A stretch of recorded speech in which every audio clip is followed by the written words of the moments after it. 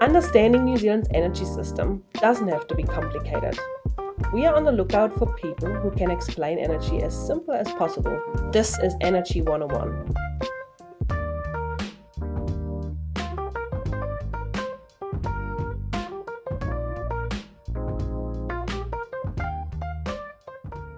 Hello everyone, this is our Energy 101 session, and you're in the right spot if you want to learn all about how carbon markets work, why are we actually using carbon markets, and what are some of the differences when it comes to carbon markets, and how can they help us to reduce carbon emissions. I've got three excellent speakers with us today.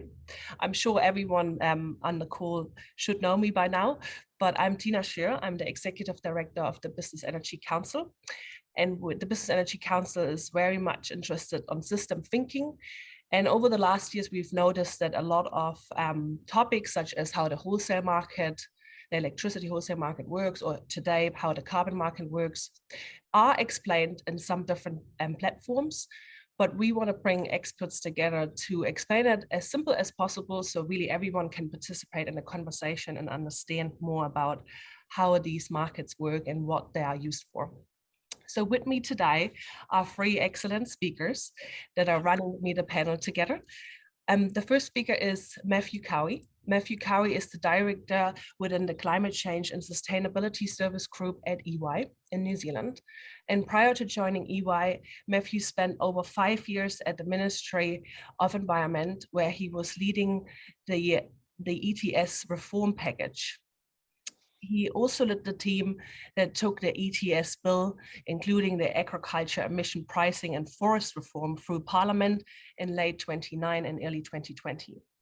Matthew was previously the global head of carbon market research at the Bloomberg New Energy Finance based in London.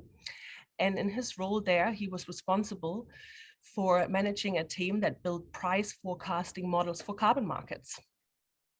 Another speaker with me today, Nigel Brunel. He founded and leads Jarden's institutional commodity business in New Zealand and Australia.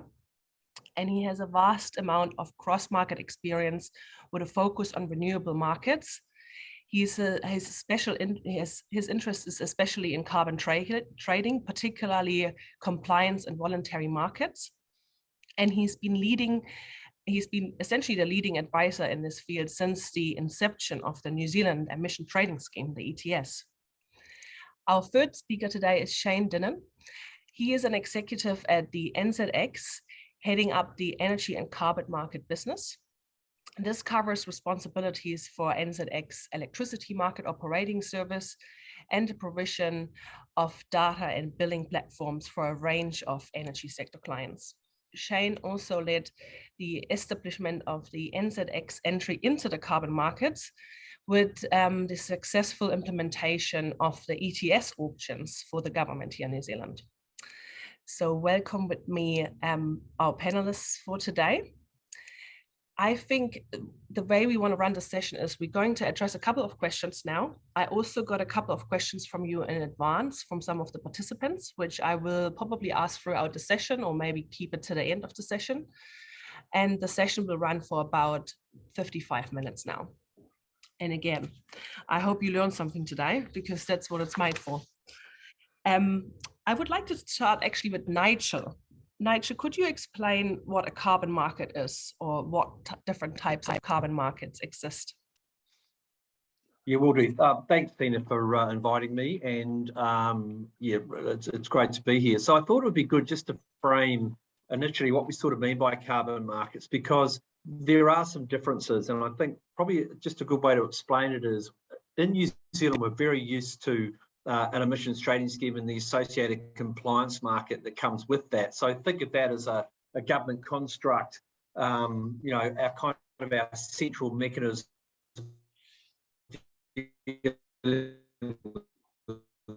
climate change, but it is, from the perspective that it captures entities and they have to, account for their emissions and deal with allowances in that market. And that's, there's a few markets around the world like that people are probably aware of. The European ETS, South Korea. There's also the UK emissions trading scheme, and even state-based ones such as California. So that's sort of known as the compliance market. But a market that's been growing considerably over the last few years is the voluntary carbon market, which kind of captures everybody else. And this is, when you think about the voluntary market, you really are talking about those corporates who have their own targets, whether they be, net zero by, 2030 to 2050, and accounting for their emissions, looking how they can reduce those emissions, and then using carbon offsets from the voluntary market to basically negate those emissions. So there really are two distinct markets there. The New Zealand compliance market, the ETS, but also the voluntary market, which is much more of a global market, and has been growing considerably over the last couple of years, especially the last 12 months, where turnover or value has exceeded $2 billion. So two quite distinct markets there. Thank you, Nigel. I would be interested to dive a little bit more into the compliance market side, because maybe this is something people pick up most when they scroll through media. Talking about the emission trading scheme has made it into the news quite frequently over the last years, actually. So Matthew, could you explain a little bit more about the compliance market sides, particularly talking about the ETS in New Zealand? Sure. Not sure which particular part of the social media is dominated by the ETS, but there probably is a part. So just, I guess, on this, when we think about the ETS in New Zealand, we maybe just sort of need to think about a couple of questions. So the first thing is, like, why do we price emissions, to start off with? Second is sort of like, why do we have an ETS in New Zealand and not carbon tax or something else? And then, so finally, a little bit about how it works. So on the first side of things, the why price emissions, that regardless of who you ask for climate policy advice anywhere in the world, that top of the list of actions will be pricing emissions, and that's because it's a really powerful tool to help reduce emissions. And that if you price emissions, then the price of emissions gets into thousands or hundreds of thousands or millions of decisions in your economy sort of automatically. And so that reduces the amount of work that the government needs to do in other areas to sort of try and influence all of those little decisions as well. So it's a really powerful tool. And in terms of sort of why we have the ETS in New Zealand, that if we go back, the ETS in New Zealand is, I think, the second oldest emissions trading scheme in the world. And it was established or was designed in 2007 and 2008. And around the time that it was designed, and one of the critical kind of inputs into its design was the fact that it would sit within this global marketplace that the Kyoto Protocol built, which was a global carbon market for compliance units. And so that was the original sort of focus of the design, was effectively to sort of bring those units into New Zealand and to sort of mimic a lot of the architecture that was there. But I think in terms of why we have a market and not something like a tax, I think that we have a market-based economy. We have markets for lots of other things in New Zealand. And so having a market for carbon sort of aligns with this approach that we take to other questions. And it also helps to make any international links that we want to build a little bit more straightforward. And then lastly, for the compliance market, in terms of how does it work, the simplest example that I use all the time to describe this is to think about the market in New Zealand as being a little bit like a game of musical chairs, where each of the chairs that's in that game, which is being run by the government, is a unit, a New Zealand unit, and it's a right to pollute. And so just like a game of musical chairs, that over time that the government should be allocating fewer and fewer and fewer chairs into that game. And so the government issues fewer and fewer NZUs into the market going forward as well. And it's really the market, or the pricing, or people trading with each other, that establishes the price of those chairs. And I think everything sort of beyond that, it does get quite complex and quite detailed, because the emissions trading scheme covers a lot of sectors. And so in order to understand how the ETS is working, we would need to sort of go and understand what's happening in steel manufacturing, what's happening in lime manufacturing, what's happening in petrol's market, and what's happening in forestry. So I say that it's best just to think about the musical chairs example, because that's the thing that creates most of the supply and demand, and then the implementation is where things get quite complex. Tina. Thank you, Matthew. Just before I actually go to Shane, because you probably would be quite useful to talk to you, Shane, about what tool we're using in terms of actually trading these units. But just a follow-up question on the sectors. Would you be able to quickly explain what sectors are actually captured under ETS? Everything in New Zealand, all sources of emissions are captured by the ETS in some way, with the exception of what's called biological emissions from agriculture. And so that's nitrous oxide from fertilizer use, and then the biogenic methane, which largely comes from animals burping as well. And those two sectors, there are only two sectors, but they make up about half of the emissions of New Zealand. And everything else that you come into contact with that's an emissions source is in some way impacted or influenced by the emissions price in New Zealand. And that makes the coverage of the scheme in New Zealand one of the broadest coverages that we have internationally. Thank you. Shane, exploring a little bit more around the compliance market, could you tell us a little bit how auctions work? How do we actually trade these units? Yeah, hi, thanks, Tina, and yeah, hi everyone, and thanks for the just opportunity just to talk this morning with you all about this. So auctions themselves, auctions have been designed by well, they're designed by government. The broad design around them is that they're held quarterly. The schedule is there's an auction in March, there's one in July, the one in September and one in December. So we have 4 of them a year. Then the broad design principles around it was a sealed bid, single round and uniform price methodology. So that means to sort of extrapolate out a bit further about what those mean. A sealed bid meaning is that you can't see what others are bidding into the market. It's effectively a blind auction. It's a single round, so that means that we don't, or the auction itself is only run once during at the end of the auction window. So we don't hold multiple rounds of auctions to enable bidders to refine their bids in the hope of securing the auction units or securing the NZ units. And there's also a uniform price as well, meaning that there's a single price that's established once the auction has been run. It's quite, it's unlike, it's a unique design in some ways. It's differences to other sort of how other ETS auctions are working around the world, but nevertheless, there's also some similarities in there as well.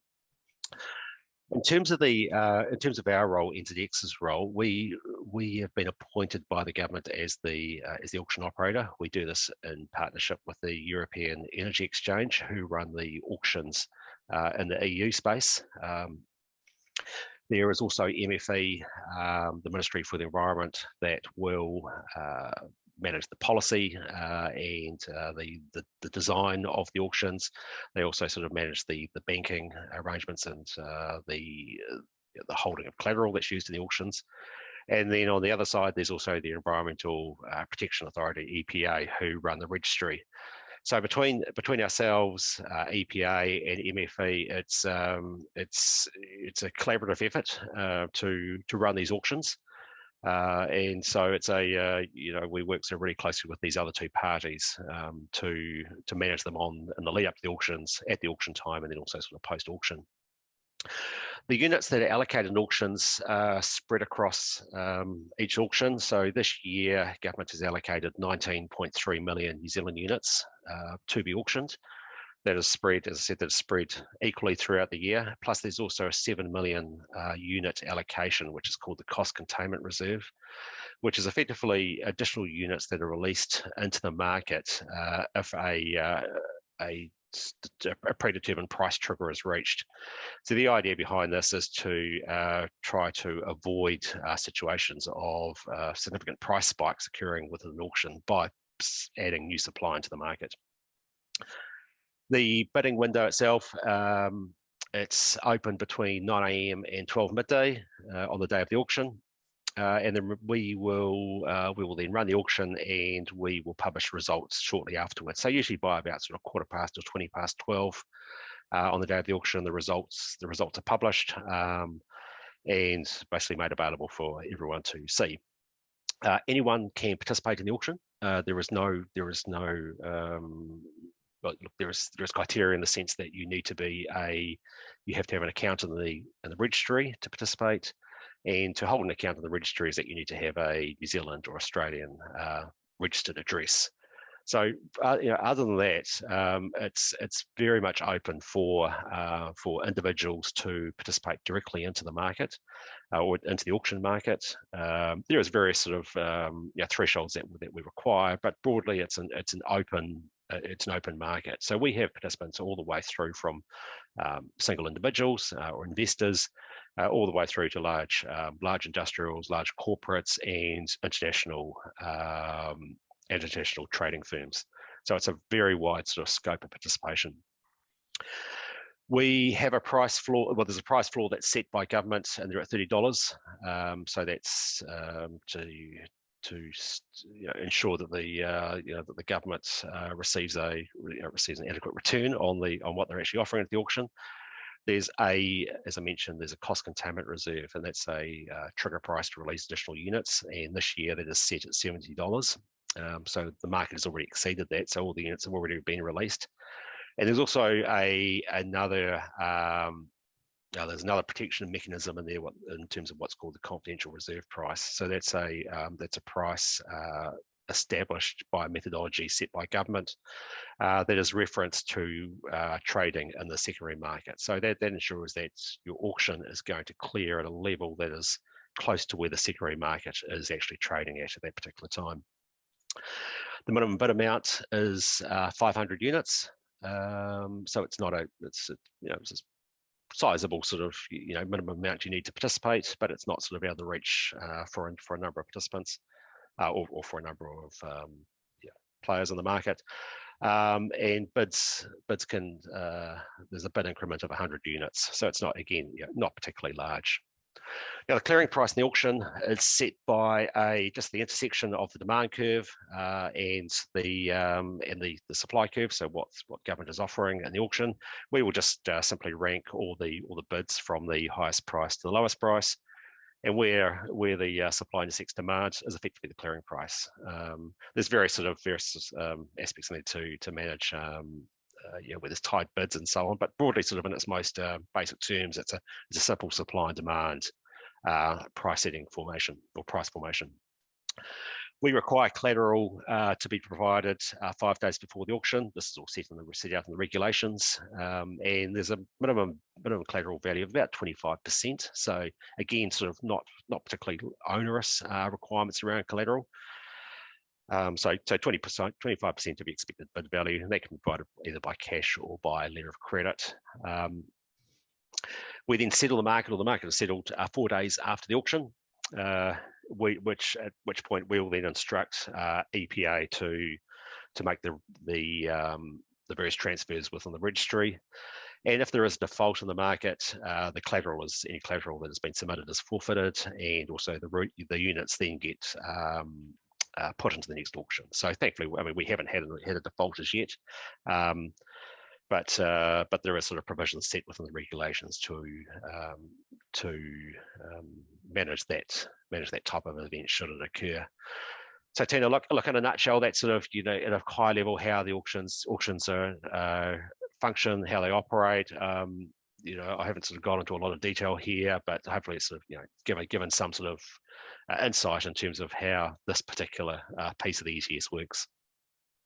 Good orientation, definitely, as a good entrance for understanding how the auction work.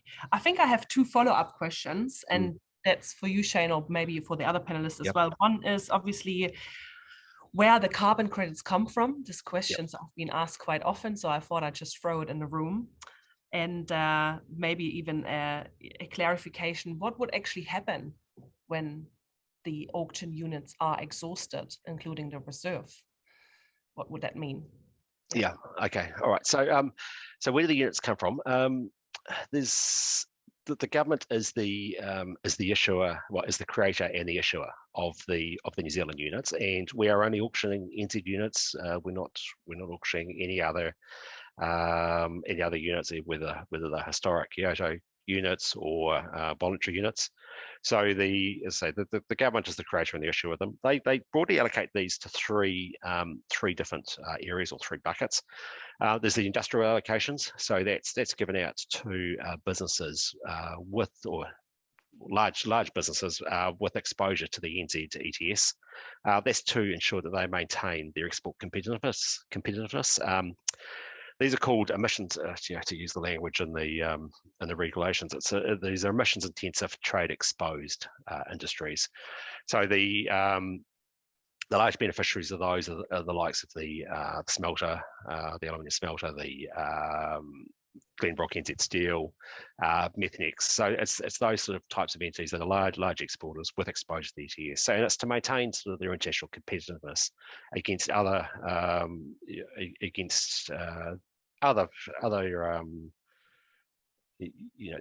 their competitors in other markets that necessarily don't have exposure to the to a carbon price.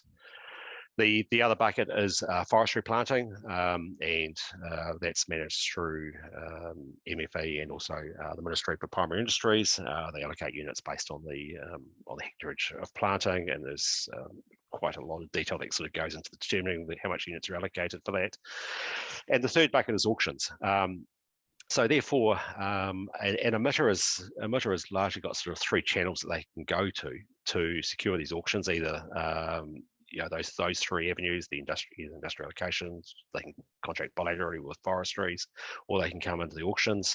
Alternatively, if none of those work for them, or there's they want to secure more units, they would then go into the secondary markets. And go into platforms, for example, like Nigel was saying, Jardin's Comtrade platform, where they can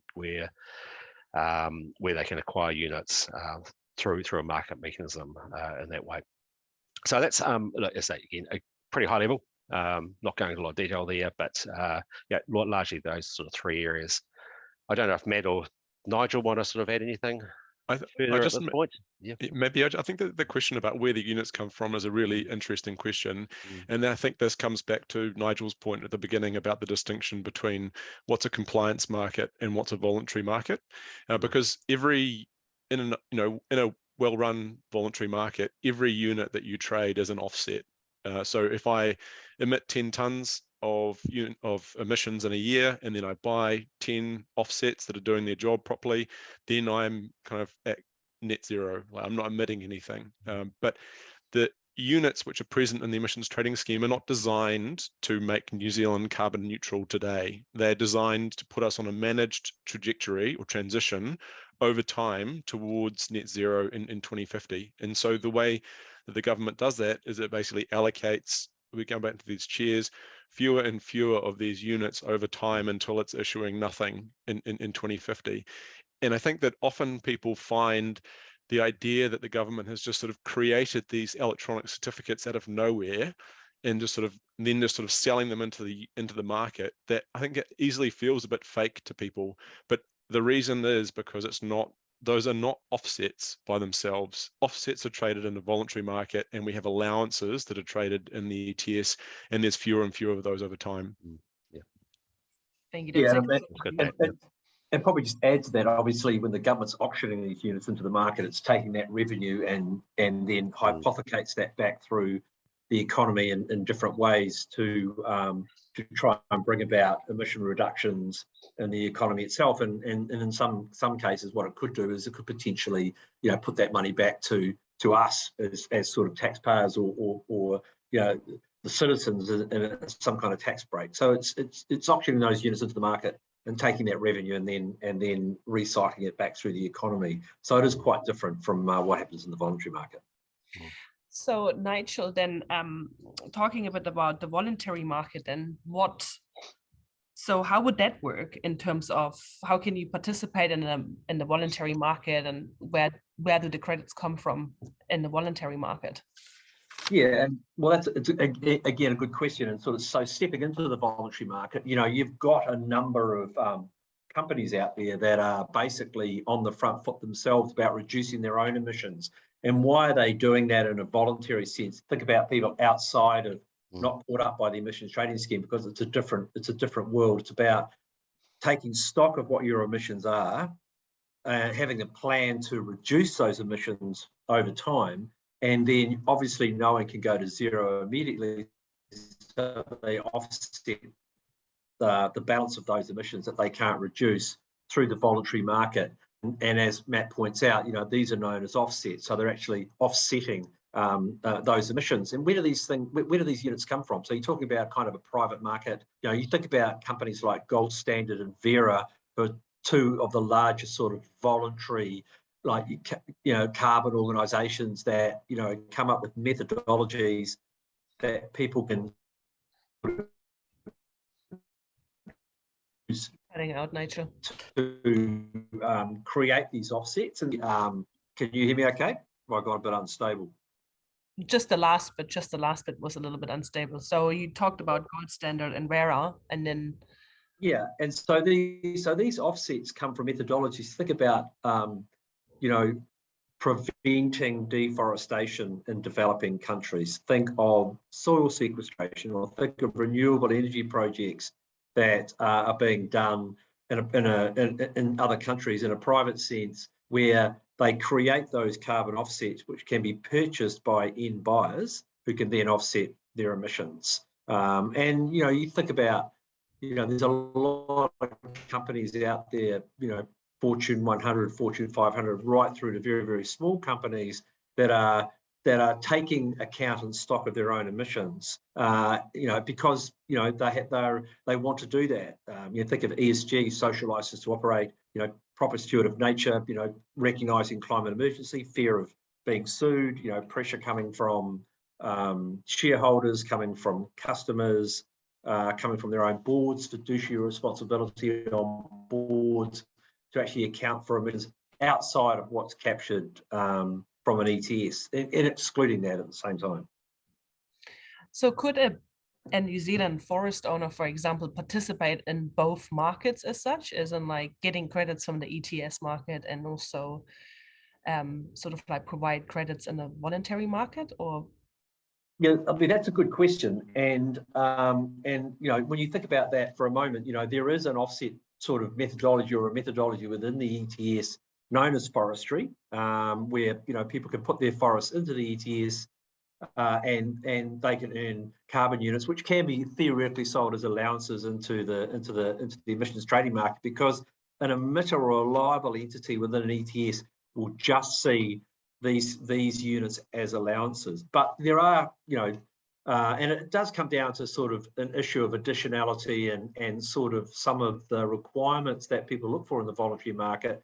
But if you take into account someone that's growing a permanent indigenous forest, often, people will look to sell those units in the voluntary market.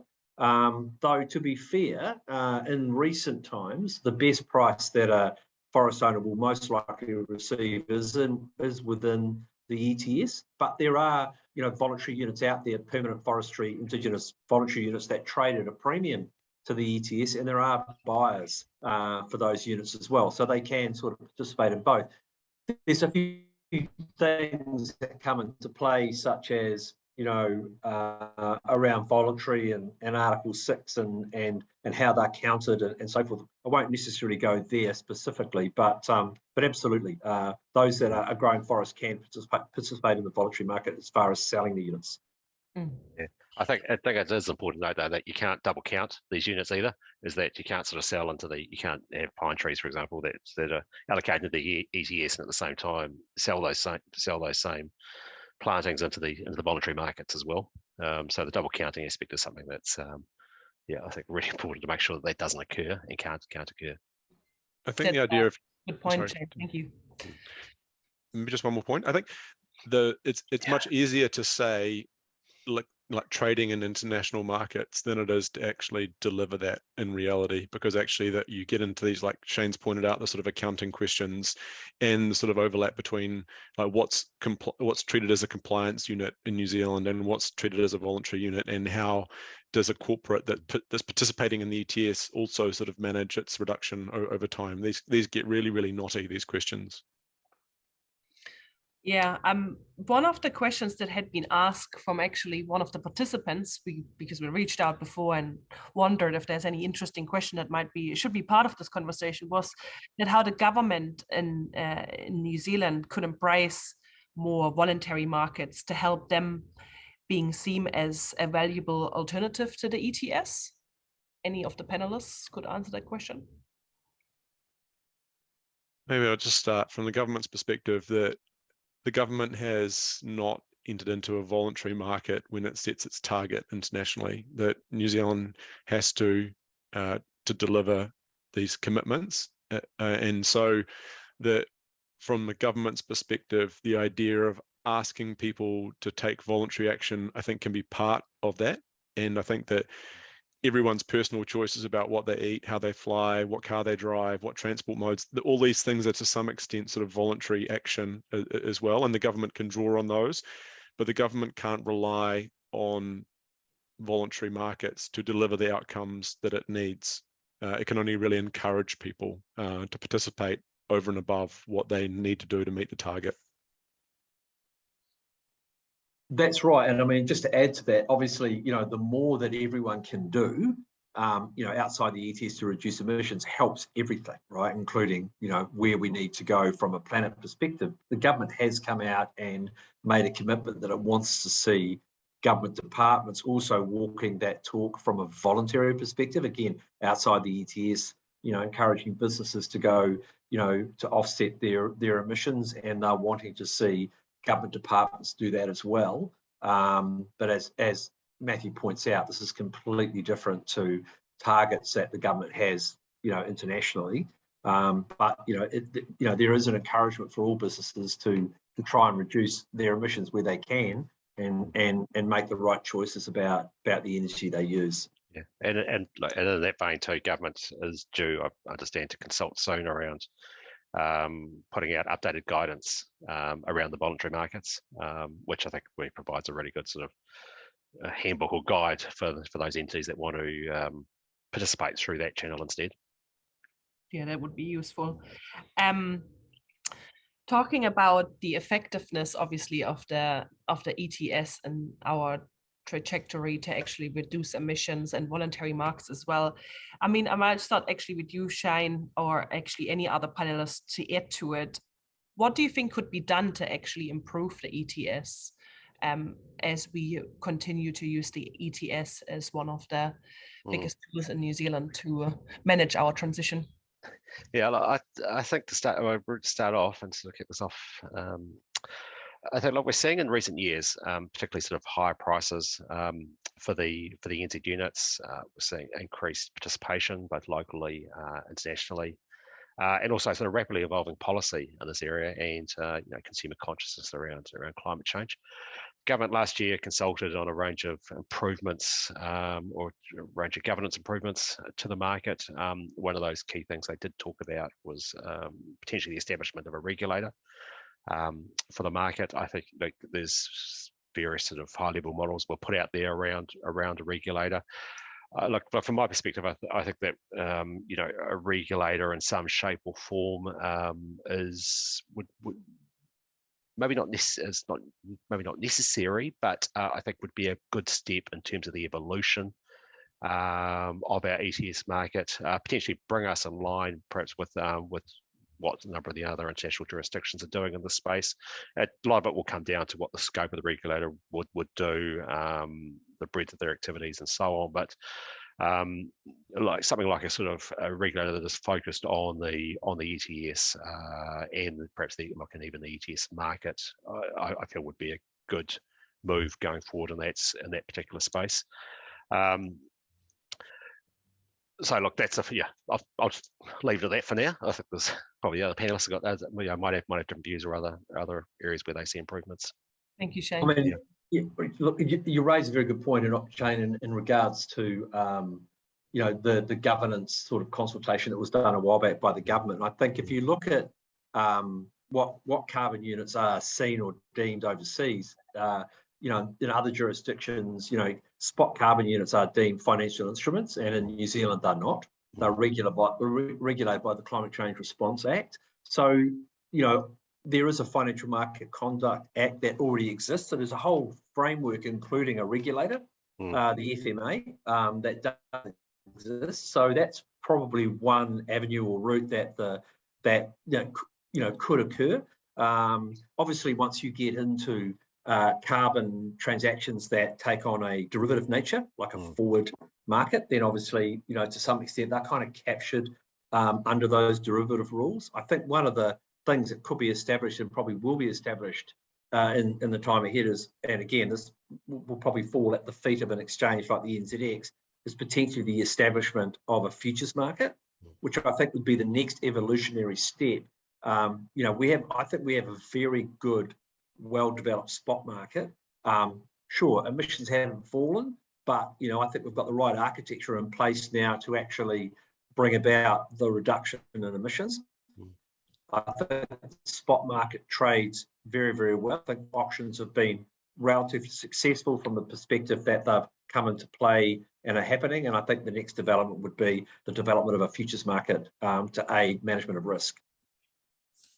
I think if we want to think about improving the ETS, we need to sort of keep in mind that the ETS is a messenger, it's not the message. And so in terms of asking how could the ETS be better, I think we probably don't want to start asking the ETS that question. We want to start asking ourselves that question as a country. What are the outcomes that we are seeking to achieve in order to meet our emission reduction targets over time? What do we want that to look like broadly?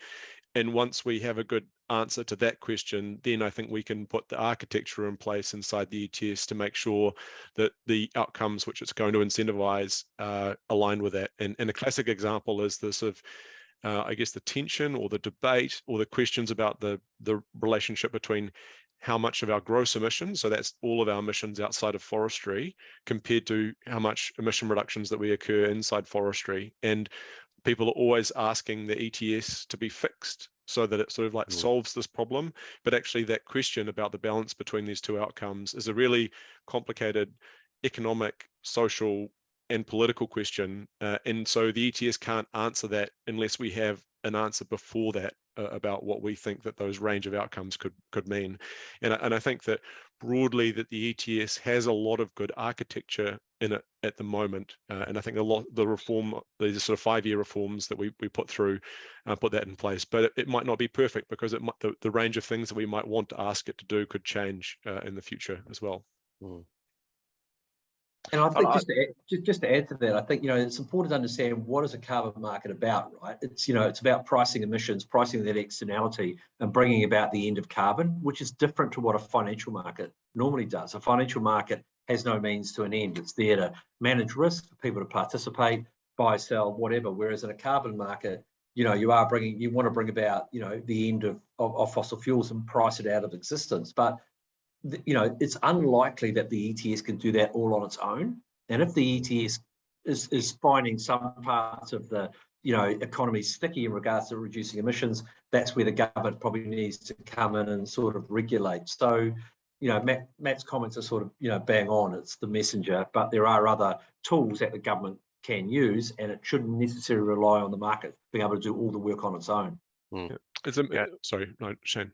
As I say, I think that's where sort of the Climate Change Commission, for example, plays an important role in terms of also like providing sort of that independent advice to government around some of the ETS settings. And I think sort of an initiative like that has been a good move for our ETS. It's by providing that independent advice. So I think there's going to be reform going forward. There's going to be changes occurring, no doubt, as our ETS evolves. And I think that an example of institution like that is one step, is one good step, I feel, in the evolution of our ETS.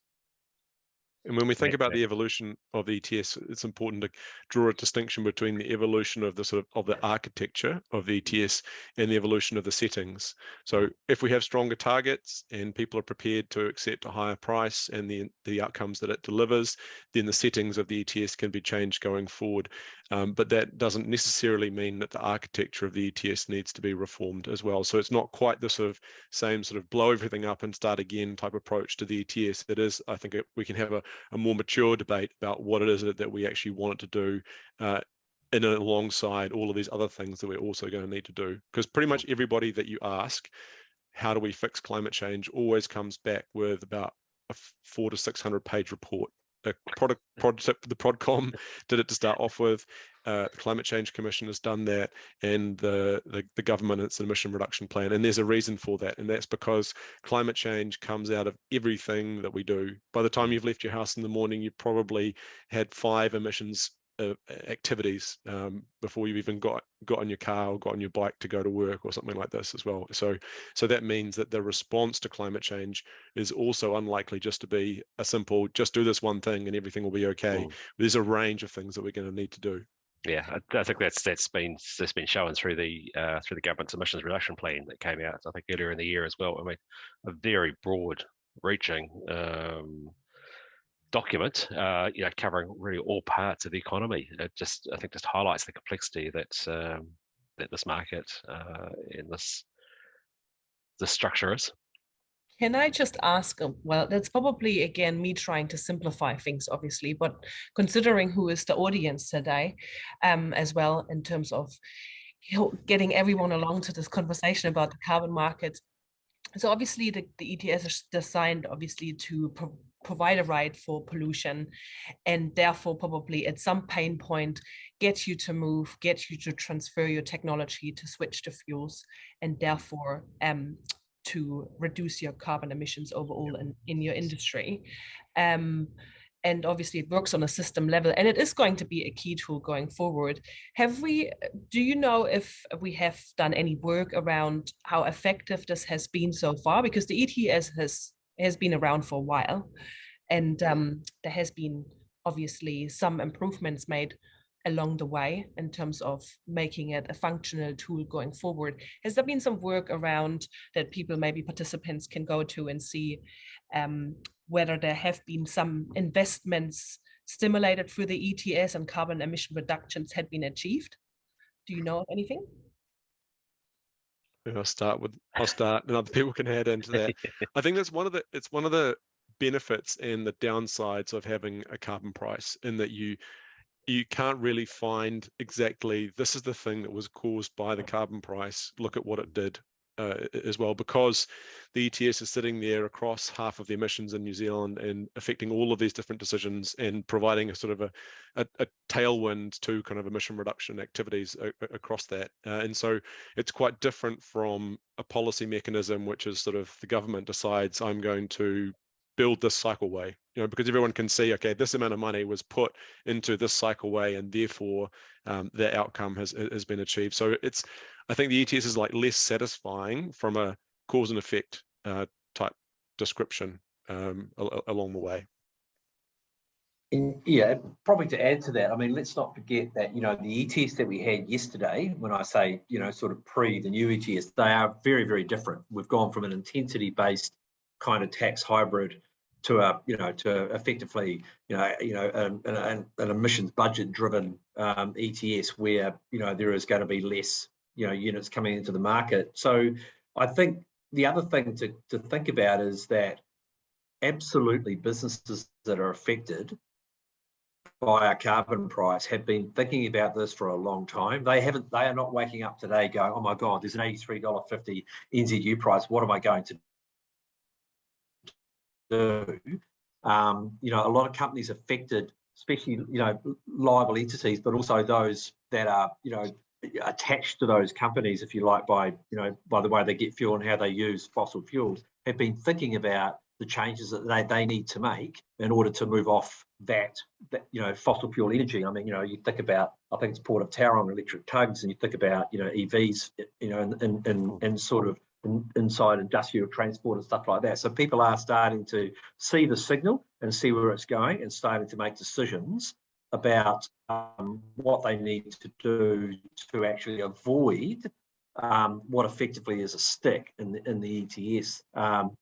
People can point to the fact that our emissions, haven't really gone down that much, but that might be put down to architecture that probably wasn't the right kind of architecture in place. And now that we have a pretty comprehensive architecture legislated in a lot of places, I think you'll start to see some meaningful reductions because the price is starting to have an impact.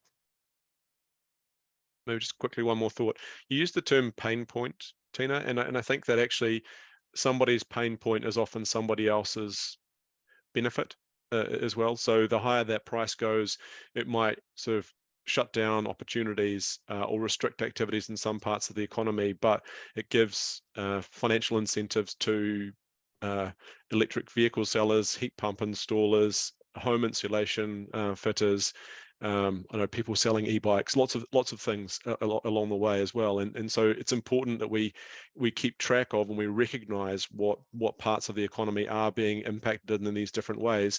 But we shouldn't.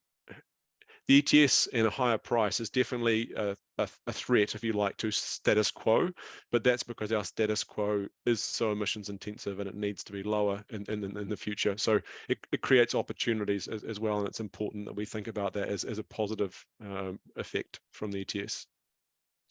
And in terms of that, this is actually a nice segue, because obviously the one point that comes up quite often is climate change is a global issue. So how can we work globally to actually reduce emissions together? And what often connected to that comes up,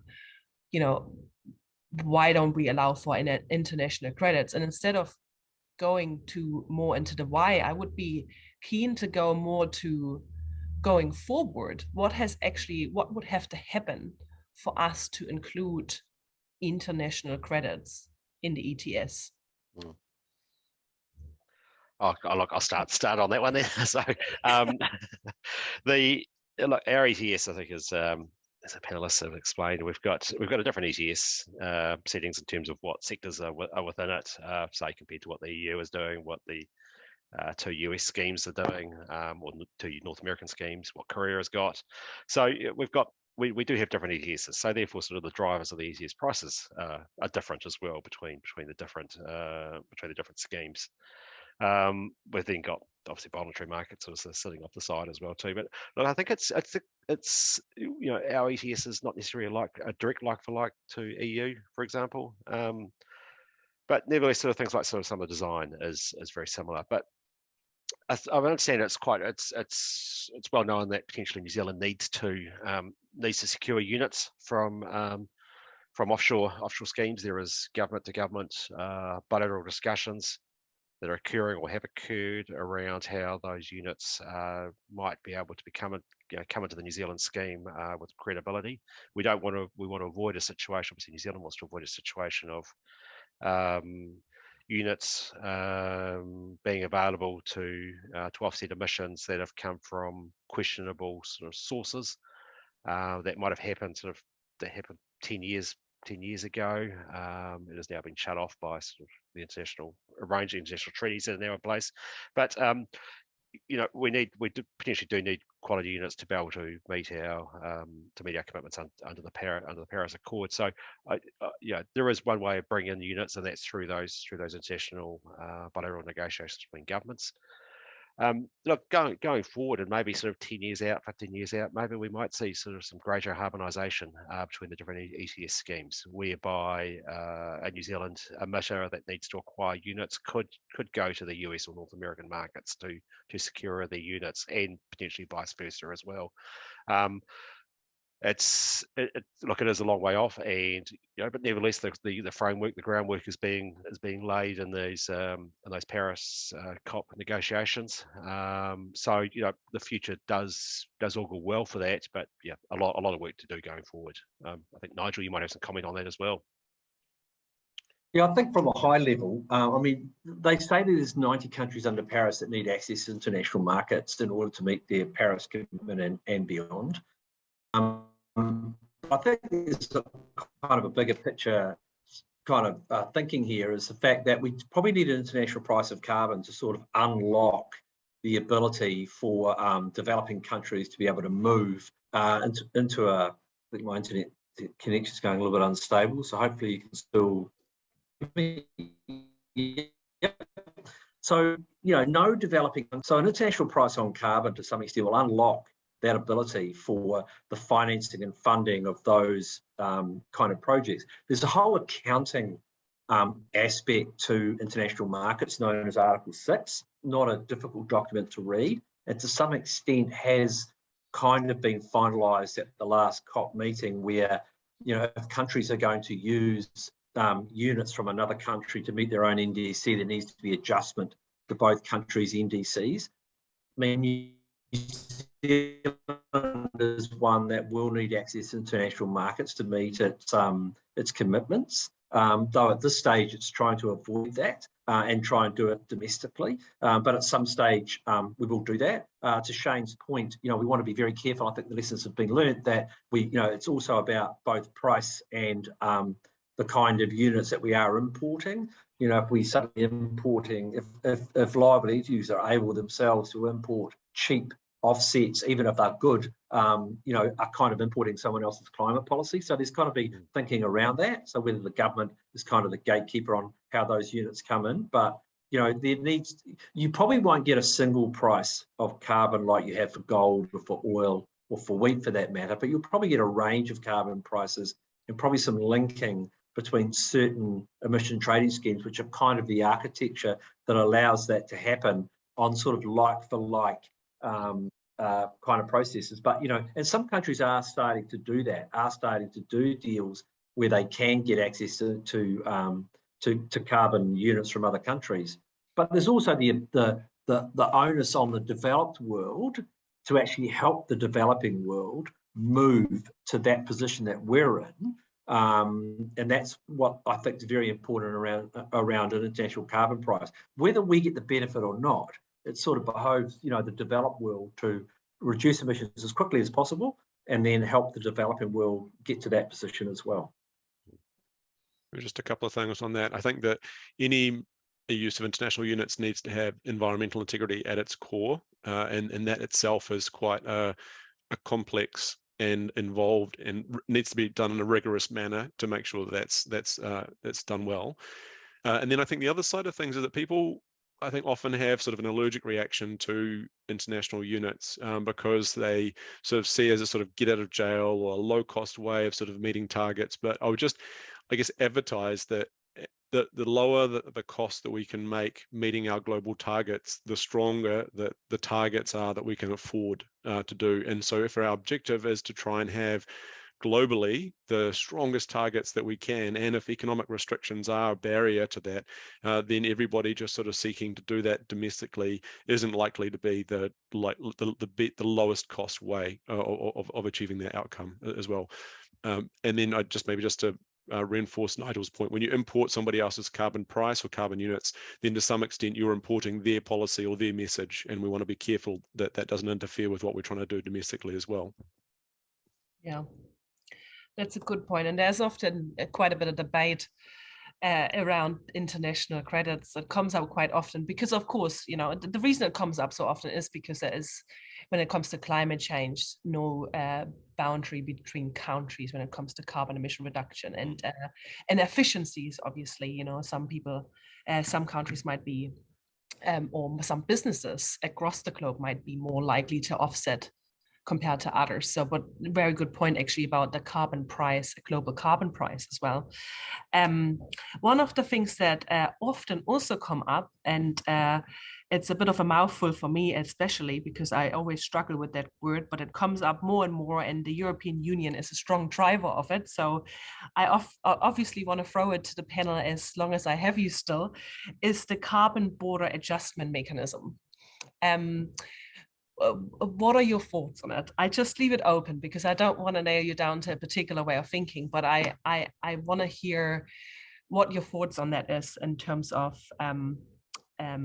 trade exposed businesses and how high emission industries can basically reduce their emissions. And the global market, obviously, it's about competition, and we have just now we're talking a lot about industrial allocations. Obviously, Shane, you mentioned it for these large emission trading businesses, basically like large emitters that are trading globally. And obviously, we're starting to get our head around what these carbon border adjustment mechanism could look like, or how this will be impacting us. So I leave it to the panel to decide how you want to address that question. Well, probably just dive in just quickly. I mean, obviously, if you have a Paris Agreement that captures theoretically all countries and they've all got a kind of price on carbon, I know that's not a perfect situation because some countries might treat emissions differently. If you have a price of carbon on your economy, it's effectively a reverse tariff to some extent. So if you allow the import of goods into your country from a country that doesn't have a price of carbon, that kind of competes with your own industry that does face a price on carbon, you're kind of disadvantaged. So CBAM, as sort of carbon border adjustment mechanisms are kind of known as, have sort of been put up by the EU, and even talked about at a high level from a New Zealand perspective that, instead of perhaps giving free allocation or an allocation to intensive trade exposed, maybe we turn that around and actually put a tariff on those goods that are coming into our country or into other countries that have a price on emissions from countries that don't. I think that's where that's going.